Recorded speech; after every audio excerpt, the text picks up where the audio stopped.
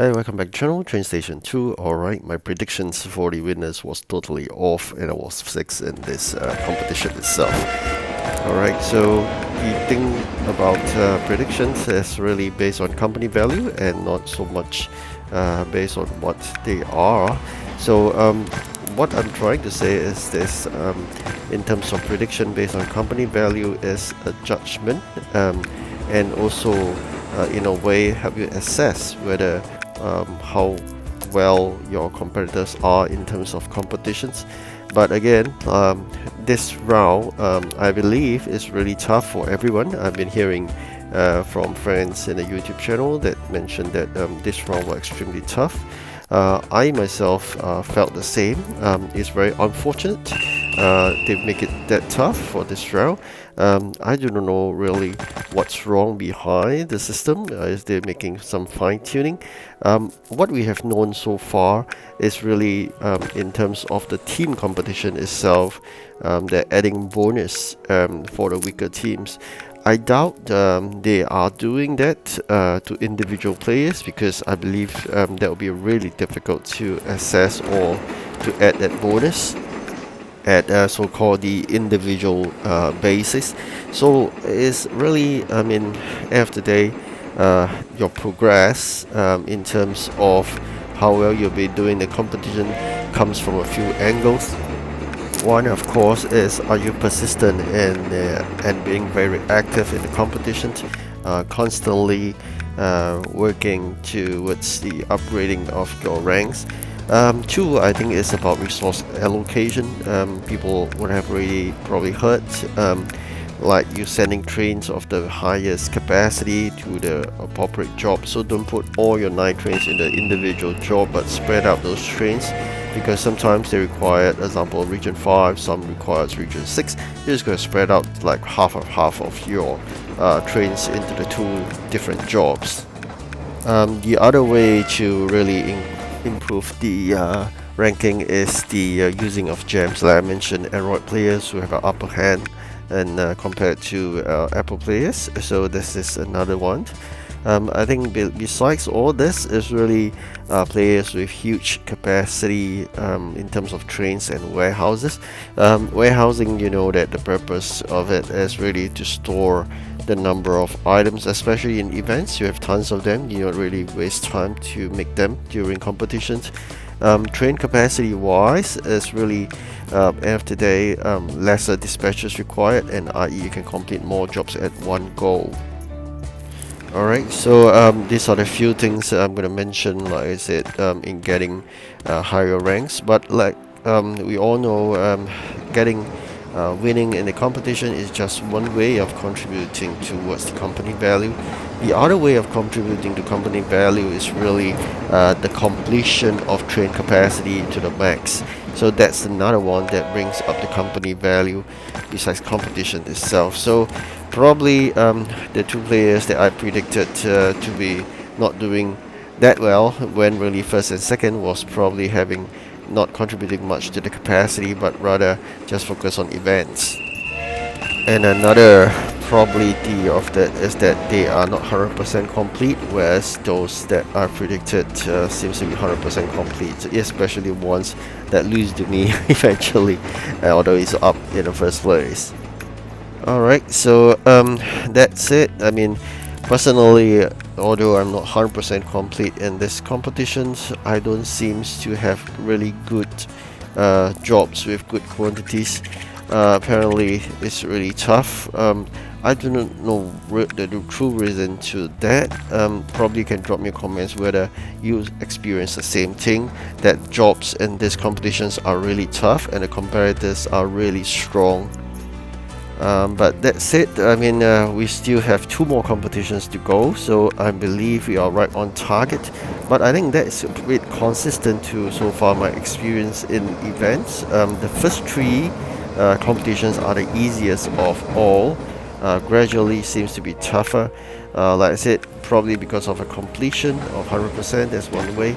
I'm going to still maintain my 98% as usual. I'm hoping to able to get a better game in the next one, not as tough as this one. So I'm going to so-called keep that 80 plus EP for 86 EP for next one as a head start. Probably we'll assess and see how. Eventually, if it's another one that comes up with very strong EP head start for the rest of the players, I may need to activate that, and that means I'll be completing 100% already. Don't really see a great advantage as compared to the previous events, whereby you're not 100%, everybody else is. There's a quite a stark difference, but not this one, so a bit strange. I really do not really believe that the quantity should be that high for those that have not completed 100%.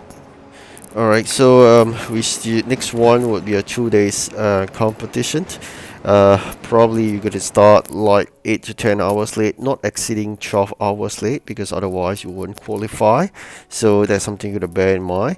And then eventually we'll see how things work out. You can see here the quantities are really crazy, like 800 plus. So I believe if you complete 100%, the quantities may reach more than 1,000. So that's even worse off. But that's it. You have 4 jobs to choose from. Throughout these 3 days, I only have 3 jobs to choose from, and because when I started off, I was at the bottom rung. People may have already started 4 hours ahead, so it's really tough to catching up and with just 3 jobs. But I'm trying to maintain that since I'm not really doing well in this one. I do not want to waste that. Neither am I engaging any additional dispatcher, so I'm going to see how that work out. Probably I'll do it in the next one, the 5th competition. Alright, so with the 750 coins collected so far, I'm hoping to collect at least 100 from this. So we'll hit 850. Anything above that with bonus, and of course, not forgetting during the ending of this competition, there's a team, a so-called individual reward besides the team award. The individual award is like whether you're top 5% or top 1%. That gives you summer coins as well, in addition to summer keys. So that would be the saving grace if you are short of any summer coins for that 1000 summer coins legendary. So really looking towards that claiming of that legendary train itself. At this current juncture, we still got 16 levels to go. I'm afraid we will not be able to cross over to the new region at the pace we are going at. It's much lower than expected because of the very difficult deliveries.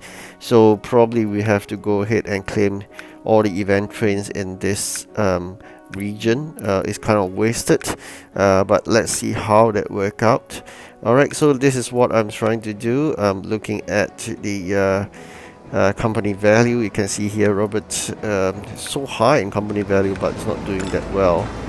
One possibility, like I mentioned early, is because of 100% complete, and another possibility is basically the person could be too busy, not actively playing.